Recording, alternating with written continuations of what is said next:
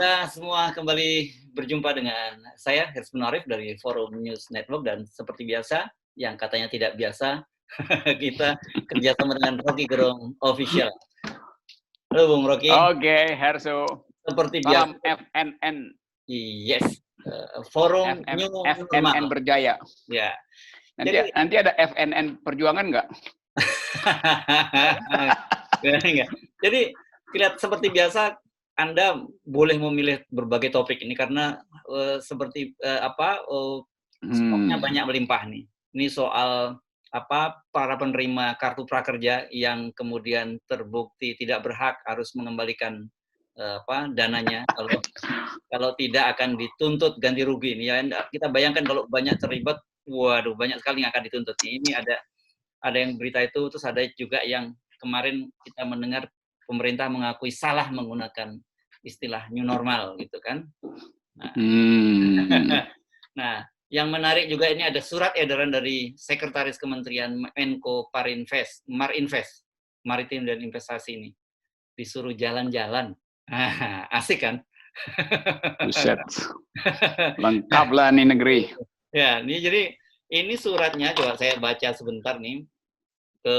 Dari yang ditandatangani Agung Kuswardono ini ke Sekretaris Kementerian Koordinator Kemaritiman dan Investasi. Jadi ditujukan Menteri Energi dan Sumber Daya Mineral, Menteri Pekerjaan Umum, Menteri Perhubungan, Menteri Lingkungan Hidup dan Kehutanan, Menteri Kelautan dan Perikanan, Menteri Pariwisata dan Ekonomi Kreatif, dan Kepala Badan Koordinasi Penanaman Modal. Jadi poinnya adalah agar segera ini ada penyerapan ini yang mempunyai dampak positif pada daerah tujuan pariwisata. Jadi mereka harus melakukan setiap kunjungan kerja ini, mempersiapkan kunjungan perjalanan dinas Banyuwangi, Bali, Borobudur, Danau Toba, Kepulauan Riau, Labuan Bajo, Likupang, dan Mandalika. Asik ini kan ya. Sedap. Nih kalau Anda tadi komentar belum off air ini jeruk makan jeruk itu ya. Ya itu. Bayangkan dalam keadaan kepanikan anggaran, lalu pemerintah seperti orang yang nggak punya buku pegangan gitu. Seluruh berita tadi itu memperlihatkan bahwa pemerintah nggak punya buku pegangan. Coba kita urai satu-satu ya. Yang pertama tadi soal surat Kementerian Koordinator Maritim dan Investasi itu.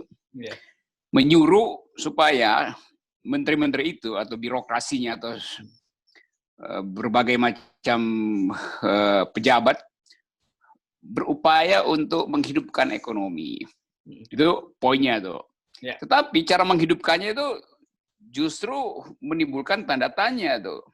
Ekonomi siapa yang mau dihidupkan?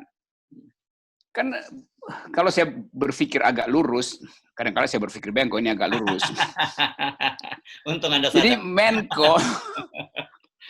Menko Maritim dan Investasi memerintahkan pejabat negara untuk menghabiskan uang negara untuk menghasilkan gairah ekonomi. Tetapi kita tahu bahwa penunjukan itu kan artinya menyuruh si menteri. Jadi Menko menyuruh menteri-menterinya, menteri-menteri teknisnya untuk pergi berdharma wisata itu, berparawisata. Ke lokasi-lokasi yang sudah ditentukan tuh, Banyuwangi, apa segala macam itu. Jadi lokasinya udah tertentu. Orang bertanya ngapain di situ? Uang negara diberi pada pejabat negara, dan pejabat negara itu pergi ke resort yang seringkali justru dimiliki oleh pejabat negara juga. Kan kita tahu resort-resort pariwisata itu dikuasai oleh pejabat negara, tingkat nasional atau tingkat lokal. Jadi uang negara diberi pada pejabat negara untuk pergi berwisata ke resort yang juga dimiliki oleh pejabat negara. Itu artinya jeruk makan jeruk. Uangnya muter situ aja tuh. Jadi kepanikan itu menimbulkan kekonyolan. Nah itulah gampangnya. Tapi kalau tidak salah ketika kita mendengar beberapa kali arahan presiden di sidang kabinet kan diperintahkan untuk segera penyerapan karena bisnis swasta tidak jalan dan sebagainya tidak jalan, satu-satunya jalan yang keluar harus dari anggaran pemerintah. Kira-kira jadi penafsirannya begitu jadinya, Bung Rocky? Ya itu kan perintahnya penyerapan, tapi orang berpikir diserap dengan cara apa gitu. Beberapa gubernur atau pejabat yang bersiap-siap untuk menyerap justru takut. nanti menyerap terus nanti setahun kemudian ditangkap KPK karena nanti undang-undang COVID itu nggak berlaku lagi karena ada macam konflik di dalam penyusunannya. Kalau misalnya undang-undangnya dibatalkan lagi di judicial review oleh Prodem, oleh macam-macam itu, banyak sekali, terus dibatalin, itu kan kena juga dia. Atau misalnya undang-undang itu pada akhirnya tidak efektif lagi karena begitu Presiden bilang udah new normal atau yang sekarang disebut apa tadi adaptasi adaptasi, nanti kita bahas bagian itu. Kalau udah adaptasinya berhasil, kan kedaruratan dari undang-undang itu hilang. Maka dengan sendirinya dia tidak boleh lagi digunakan atau pejabat itu nggak boleh lagi mengeluarkan uang yang bebas dari delik pidana kan. Jadi saya balik lagi tadi, wah itu kekacauan demi kekacauan justru diperlihatkan minggu ini oleh surat-surat aneh dari pejabat negara tuh. Padahal dulu Presiden bilang kurangi kegiatan seminar segala macam, menghemat gitu, supaya uang itu bisa dialihkan untuk penanganan COVID kesehatan. Dan sekarang justru disuruh supaya ambil anggarannya supaya ada yang trickle down ke rakyat. Tapi itu kan nggak bakal trickle down ke rakyat. Gimana mungkin pejabat disuruh seminar, disuruh berkunjung, pura-pura rapat, tapi pakai fasilitas resortnya sendiri juga tuh. Jadi itu, ya semua orang tahu bahwa banyak pejabat yang punya hotel, punya private, bahkan private jet mungkin dipakai supaya tiba di lokasi. Jadi sekali lagi itu proyek sebetulnya jadinya tuh. Nah ini menunjukkan bahwa memang udah nggak ada bukan inisiatif banyak, tapi inisiatif di bidang-bidang yang buruk. Nggak ada ide lagi pemerintah untuk menyebar anggaran yang memang sebetulnya saya kira juga emang nggak ada, terbatas. Jadi jangan-jangan nanti besok ada menteri lagi bilang, iya kami mau pergi sesuai dengan permintaan Menko. Tapi ternyata anggarannya baru 1% yang diberi oleh Departemen Keuangan. Jadi kan kacau kan? Seperti kasus Departemen Kesehatan kemarin yang dimarah-marahin dan kabinet ya. Ini disuruh pergi, dia mesti bayar sendiri pula kali. Karena nggak ada anggarannya. Saya kira juga itu soalnya, anggarannya memang nggak tersedia. Yang ada memang diterangkan, ada anggaran sekian triliun, departemen sekian triliun. Iya, tapi itu kan direncanakan akan ada anggaran, dan realisasinya kan nggak ada tuh. Itu kan tadi kalau ada kalau undang-undang undang-undang COVID-nya tadi dicabut. Kalau sekarang udah pasti keluarnya ada Perpresnya nomor 76 tahun 2020 itu yang soal kartu prakerja tuh, Bung Rocky. Itu juga ini gila ini. Katanya mereka yang tidak berhak atau tidak memenuhi syarat mendapatkan kartu prakerja akan dituntut ini diminta mengembalikan. Anda bayangkan kalau nanti harus Departemen Tenaga Kerja menuntut begitu banyak orang yang dinilai tidak memenuhi syarat. Yang pertama, datanya aja kacau balau gitu. Jadi kita nggak tahu siapa yang terima, siapa yang nggak terima, atau siapa yang terima tapi tidak berhak, siapa yang tidak terima walaupun dia berhak sebetulnya kan. Jadi nanti ada orang yang nggak terima, tiba-tiba didatangin sama debt collector negara, balikin. Loh, dia sini nggak pernah terima karena dia didaftarkan oleh orang lain kan. Jadi kekacauan data itu ini ngaco nih. Yang kedua, yang mesti digetok palanya tuh ya provider itu yang penyedia pelatihan yang dari awal udah pakai moral hazard. Aplikasi rakyat justru memanfaat. Aplikasi begitu kan. Aplikasinya, aplikatornya yang mesti dipersoalin. Loh, aplikasi itu kan yang mengundang orang sehingga siapapun akhirnya mendaftar kan. Jadi ini apa namanya, Impres apa tuh? Perpres nomor 76 kalau nggak salah 2020. Jadi kan waktu itu syaratnya berusia minimal 20 tahun, tidak sedang kuliah kan gitu, dan dia lapangan pekerjaan atau mencari kerja gitu. Itu syaratnya. Jadi hampir semua orang yang umur 18 tahun, makanya kan ada kasus bagaimana seorang wartawan yang kemudian dia mencoba masuk dan ternyata dia walaupun dia direktur di sebuah penerbitan begitu kan. Saya tiba-tiba dapat email dari Departemen Keuangan bahwa Anda sudah didaftarkan katanya tuh. Tunggu aja pemberitahuan berita. Saya di prank. Atau Itu dia, ada email atau jangan-jangan masuk ke saya. ini orang kelihatannya nggak ada kerjaan karena daripada dia kritik pemerintah terus. Ada yang berinisiatif daftarin tuh. Oh Jadi gitu. mungkin juga udah diterima daftaran, jadi saya mesti balikin sesuatu yang fiktif gitu kan. Jadi ini impres atau perpres yang ya lagi-lagi ini perpres konyol. Jadi surat Menteri Menko-nya konyol, peraturan presidennya juga konyol. Karena dasarnya kepanikan. Kan kalau nggak panik kan orang tenang sedikit lah. Apa sih yang terjadi dengan prakerja itu kan. Jadi ini contoh dari kegugupan pemerintah di dalam mengantisipasi efek buruk dari kebijakannya sendiri. Jadi dia buat kebijakan yang kemudian memukul balik dia, lalu dia salahin para penerima kebijakan. Ini ngaco. Oke. Anda sendiri tidak terlalu terkejut ya muncul kebijakan-kebijakan semacam ini, termasuk yang sekarang juga sedang ramai dibicarakan bagaimana Menteri Pertahanan mendapat tugas untuk meningkatkan ketahanan. Langsung ketawa. Bayangkan dalam 3 menit kita bicara udah ada 3 kebijakan dungu coba. 4 dong kalau tambah yang new normal menjadi new adaptasi. Oke, akan ada tuh. Yeah. Dungunya di sini nih kan. Kalau misalnya Presiden mengalihkan penugasan soal pangan ke Menteri Pertahanan, kan pesan di balik itu artinya Presiden tidak percaya kalau urusan pangan dijalankan oleh kementerian yang memang tupoksinya itu, yaitu Departemen Pertanian. Kan publik terimanya itu kan, mau apapun keterangan pemerintah, faktanya Menteri Pertanian tidak dianggap. Nah, problemnya tinggal kita bertanya, kenapa dia tidak dianggap? Apa karena memang Presiden sedang menugaskan Menteri Pertanian khusus untuk jangan tanam padi, tanam pohon minyak kayu putih gitu? Ya. Karena produksi kalung tadi ya rupanya ya. Kalung corona ya. Atau Presiden menganggap wah bahaya kalau kasih ke Menteri Pertanian itu mungkin akan dikorupsi segala macam. Mungkin Presiden dapat bocoran kan itu korupsinya tinggi di Departemen Pertanian. Kan kita cuma bisa mengira-ngira kan. Karena nggak ada keterangan resmi kenapa itu dipindahkan. Satu keterangan yang ada pangan itu adalah strategis. Karena itu mesti ada di bawah Departemen Pertahanan. Lo nggak apa-apa di Departemen Pertanian, tapi strateginya disusun oleh Departemen Pertahanan kan lebih masuk akal gitu. Nah kalau itu yang terjadi sekarang, kebijakan food estates, namanya aja food estate sebetulnya. Apa sih maksudnya itu, Bung? Enggak, saya juga nggak paham tuh apa itu food estate. Ya pabrik pangan lah, apa namanya.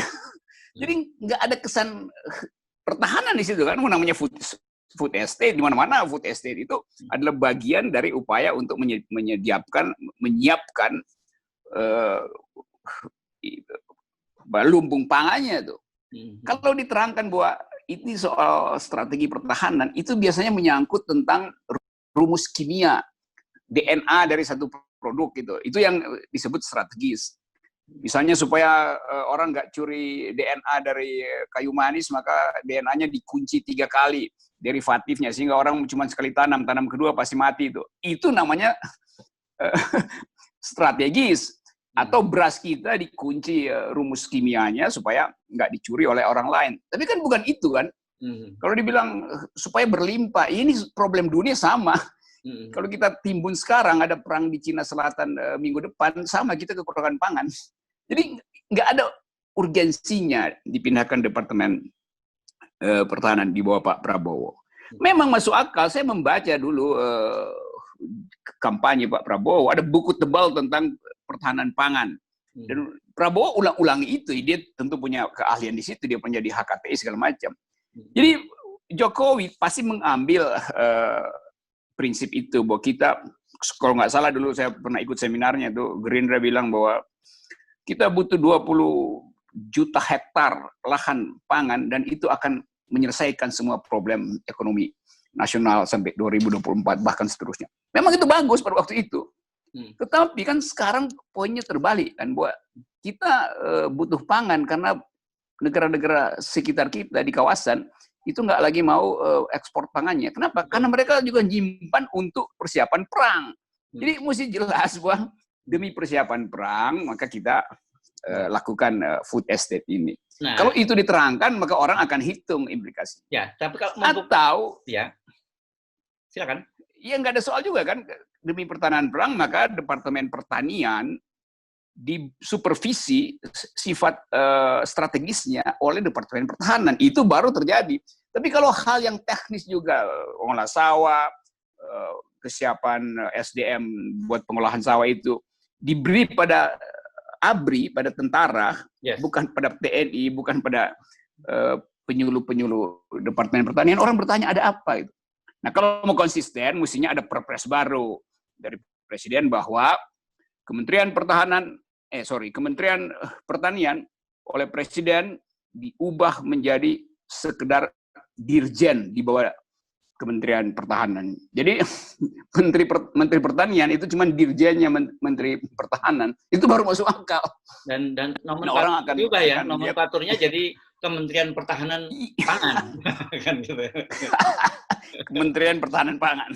Oke. Nah, Anda tadi menyinggung perang, dan ini kan saya jadi teringat kita berapa kali juga menyinggung adanya peta geopolitik global, terutama di Laut Cina Selatan. Gitu ya. Nah, dalam food estate ini justru kalau saya membaca berita disebutkan bahwa kenapa Menteri Pertanian dilibatkan, karena akan melibatkan para anggota TNI. Menurut saya bukannya dalam situasi ketika adalah ancaman perang itu adalah konsolidasi secara militer, bukan dia kemudian dilibatkan dalam pertanian semacam itu. Ya itu problemnya kan. Kalau kita belajar sedikit tentang strategi militer, dalam kondisi ada gejolak di kawasan, di regional Cina Selatan, mestinya langsung berlaku prinsip army readiness, kesiagaan tentara, itu namanya army readiness. Yang on call setiap saat bisa berjajar di pangkalan di Sumatera atau pesisir Kalimantan, karena situ yang paling rawan. Jadi bagaimana mungkin nanti TNI ada di sawah, tiba-tiba ada call mau diangkut ke laut, jadi dari sawah dipindahin ke laut itu. Itu juga fatal sekali nanti, karena nanti negara-negara yang kemungkinan terlibat di dalam perang terbuka di Cina Selatan mengetahui bahwa militer Indonesia sebetulnya tidak siap, dia lagi ada di sawah. Oleh karena itu, mari kita atur perencanaan agar supaya militer Indonesia tidak terlibat dalam pertahanan dirinya sendiri. Itu sangat mudah dibaca kan. Jadi berita bahwa Presiden menugaskan Pak Prabowo sebagai Menteri Pertahanan untuk mengambil alih tupoksi dari Kementerian Pertanian, itu ada informasi strategis bagi lawan politik kita yang bersiap-siap untuk adu kekuatan militer di Cina Selatan. Jadi kita ada di dalam jadi liability kita terbaca oleh potensial lawan perang kita di Cina Selatan. Itu konyolnya. Ya, jadi sebenarnya kalau kita kasih judul kira-kira apa nih? Kayak judul film kira-kira ada menteri yang tertukar gitu. Menteri yang tertukar dan dan ditukar-tukar oleh orang yang tidak mengerti perencanaan strategis. Oke. Nah, saya kira sebenarnya, atau mungkin begini, ada boneka menukar-nukar fungsi menteri. Nah, tetapi kan dengan perubahan tadi yang disebutnya new normal menjadi adaptasi baru, saya kira kita memang sebagai rakyat perlu beradaptasi terhadap situasi-situasi yang membingungkan tadi, Bung Rocky. Jadi lihat keadaan kita. Kita mau cari nama terhadap keadaan sekarang dengan alasan new normal itu tidak tepat. Loh, seluruh dunia pakai new normal. Jadi apa yang nggak tepat di kita? Yang nggak tepat adalah cara rakyat memahami new normal. Kenapa? Karena pemerintah gagal menerangkan apa itu new normal. Sekarang diganti namanya itu. Adaptasi apa namanya? Adaptasi baru. Adaptasi baru. Sama juga, rakyat nggak tahu mau. Tanya aja pada apa sih itu adaptasi baru tuh? Kata adaptasi aja tuh nggak ngerti tuh. Jadi puter-puter narasi dan akhirnya kita sama-sama ngerti bahwa apa yang mau dicapai dengan perubahan istilah. Kan yang mesti direvisi adalah cara menangani COVID, bukan istilah new normal menjadi adaptasi baru. Jadi ini sama kalau kita bilang bahwa cara istana mencari solusi itu dicarikan solusi melalui narasi. Seolah-olah kalau new normal diganti dengan istilah adaptasi baru, maka COVID-nya akan berkurang. Ya. Jadi COVID itu takut pada nama gitu. Istilahnya yang tepat kata Pak Yuri nih, yang juri bicara COVID, adaptasi kebiasaan baru. Karena new normal itu sulit dipahami oleh masyarakat gitu. Adaptasi kebiasaan baru tuh. Ya. Kebiasaan ganti nomenklatur. Saya sendiri nggak bisa nangkep adaptasi kebiasaan baru itu nggak ada kata sifatnya di situ, semuanya kata benda. Adaptasi kebiasaan baru dalam pengertian new tadi bukan kata sifat, itu kata benda tuh. Jadi kalau kita mencoba pahami, kita tanya misalnya pada seorang yang berpapasan dengan kita, apa beda antara new normal dan adaptasi baru? Saya kira dia akan bilang, new normal saya nggak ngerti, adaptasi baru juga saya ngerti. Jadi bedanya, ya saya tetap nggak ngerti. Ya. Kan bukan pada istilah itu kita mengukur sukses tidaknya strategi pemerintah kan. Tetapi pada skala yang naik terus. Jadi yang mesti dilakukan sebetulnya adalah perbanyak rapid test, perbanyak PCR segala macam. Supaya kita tahu dengan jernih apa sebetulnya yang terjadi, supaya kita bisa rumuskan, diberi nama apa keadaan kita. Jadi adaptasi dengan kedunguan akhirnya kan. Ya. Kalau di beberapa negara dan hampir di seluruh dunia, new normal itu kan ditandai dengan ketika kurvanya sudah mulai turun dan flat gitu, dan kemudian itu baru dia new normal. Tapi kalau kita kan sekarang data-datanya menunjukkan bukan hanya flat, tapi justru nanjak gitu. Jadi karena itu saya bilang kita diminta beradaptasi dengan kedunguan baru. Bukan dengan kebiasaan baru. Karena konsepnya dia nggak ngerti kan, ini pemerintah nggak ngerti konsepnya tuh. Peak-nya belum dapat, klimaksnya belum dapat, udah dianggap boleh boleh jadi biasa tuh ya, puncaknya masih naik kok. Ini kalau kita jadikan kita rangkum semua ke beberapa keanehan-keanehan tadi, mulai dari soal tuntutan terhadap penerima prakerja new ke adaptasi kebiasaan baru, kemudian ada juga surat edaran dari Menko Marinvest tadi, dan kemudian terakhir soal menteri yang tertukar tadi. Ini bagaimana kita memahami situasi sekarang ini? Mengapa semua itu terjadi, Bung Rocky? Kalau kita nonton film itu kadang-kala kita bosan lihat filmnya, maka kita tutup mata aja tuh sambil nunggu pasangan kita mungkin lagi berupaya konsen, tapi kita seolah-olah mengerti gitu. Apalagi dalam keadaan gelap kan, jadi dia nggak mungkin lirik bahwa kita sudah lagi tidur. Jadi kita anggap aja bahwa ini film yang membosankan, jadi saya tidur aja tuh. Mudah-mudahan nanti kalau ditanya apa isi filmnya, kita bisa bilang ya bagus filmnya tuh. Kan ada sinopsisnya nanti di media massa tuh. Jadi kita lagi menonton film buruk yang dipaksa untuk kita tonton karena nggak ada pilihan itu. Dan ya apa yang bisa kita ucapkan pada kekuasaan hari ini yang tidak mampu untuk mengakui bahwa dia gagal. Saya selalu terangkan bahwa itu 3-4 kasus yang kita bahas tadi itu sebetulnya hanya bisa diatasi kalau legitimasi ada, kalau rakyat beri penghargaan pada pemerintah. Nah, poin kita hari ini adalah rakyat nggak peduli dengan perpres, new normal, adaptasi baru segala macam tuh. Karena dia nggak lihat ada poin di situ tuh. Nah, pemerintah masih berupaya untuk membujuk rakyat dengan ganti istilah new normal jadi adaptasi baru segala macam itu. Lain kalau pemerintah bilang kami gagal, karena itu kami ingin dibantu oleh solidaritas sosial masyarakat. Kalau itu datang secara jujur, rakyat akan mungkin masih diberi kesempatan untuk berubah sinismenya. Oke, kabinet sudah mengakui kegagalannya, maka sebagai sesama anak bangsa, istilah yang agak dibuat-buat itu anak bangsa, kita bantu pemerintah. Tapi itu bila pemerintah mau mengakui kegagalannya, yang terjadi itu arogansi. Padahal kita tahu sama-sama rakyat dan netizen itu punya informasi melebihi apa yang disosialisikan pemerintah setiap hari soal ekonomi, soal demokrasi, soal daya tahan militer segala macam itu. Kan kita bisa baca seluruh analisis internasional tentang keadaan kita. Jadi sekali lagi, keremang-remangan pembuatan kebijakan itu menyebabkan rakyat menganggap film yang sedang dipertontonkan sebetulnya film yang buruk skenarionya. Ya. Oke. Sudah buruk skenarionya, aktor-aktornya juga ditukar-tukar tadi. Jadi aktor yang seharusnya jadi antagonis, dia jadi protagonis. Sama seperti tadi, menteri yang tertukar itu disebabkan oleh skenario yang tertukar. Oke. Terima kasih, Bung Rocky. Oke. Oke, sampai ketemu lagi. Yep.